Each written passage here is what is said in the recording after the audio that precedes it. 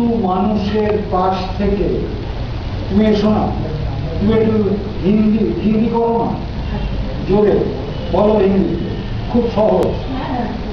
হ্যাঁ হ্যাঁ, আমি এমনি বলছি না, ভীতু মানুষের পাশ থেকে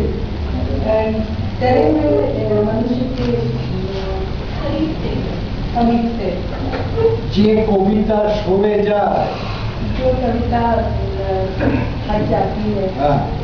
সেই কবিতা হলো সবচেয়ে ভীতু।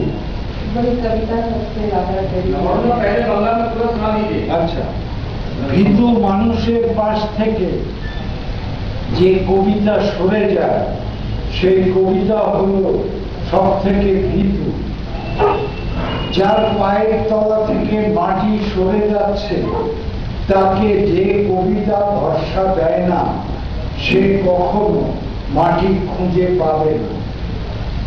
শীতে কুঁকড়োনো জবুথবু হতভম্ব বুড়ো ও কুকুরদের সামনে যে কবিতা আগুন হয়ে জ্বলে না, তা পুড়িয়ে দেওয়াই ভালো।